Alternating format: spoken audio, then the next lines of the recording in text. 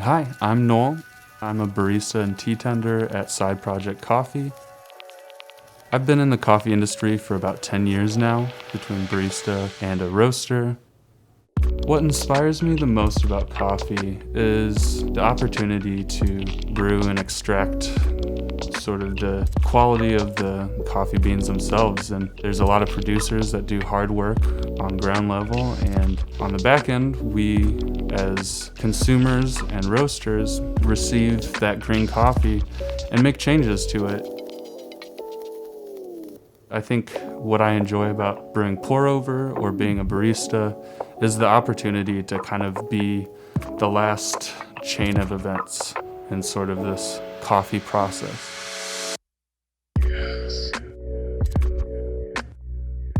Today I'm going to show you how I brew a pour over.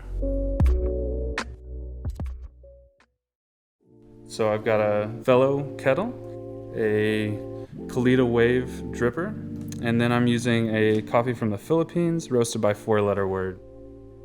First, we're gonna start by pre-warming all of the vessels. Not only is it pre-warming, we also wanna get rid of any paper taste left over from the filter. So today I'm gonna be doing a 12-ounce brew. My total brew weight is gonna be 400 grams. So I'm gonna use 25 grams of coffee in. And the grind on this, it should be like a coarse sea salt. So we also want to settle it. That's just going to give us a nice level bed to start out with. And then we're going to zero everything out. And for the bloom, I'm just going to double that weight. What we want it to do in the bloom is just release the gases that have built up in the coffee during the roasting process. And the coffee itself is going to kind of tell you once it's through the bloom. After all those gases have released, the surface of the coffee is just going to kind of break, and then that's when we're going to go back in. And I'm going to do what's called a pulse pour, and I'm going to just pour in stages. That's going to agitate the coffee as we're brewing it, because what we really want from coffee as a roasted product is for it to be soluble, for it to be able to release all of the aromatics and the awesome taste profiles.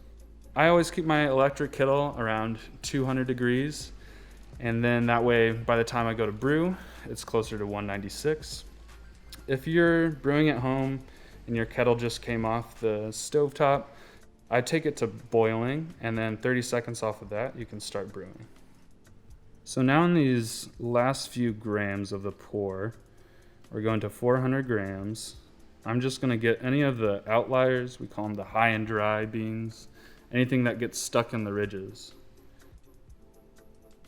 And then this brew is gonna end up being 3 minutes and 10 seconds. And what I really wanna capture in the coffee is just like the job that the producers did and that the roaster did.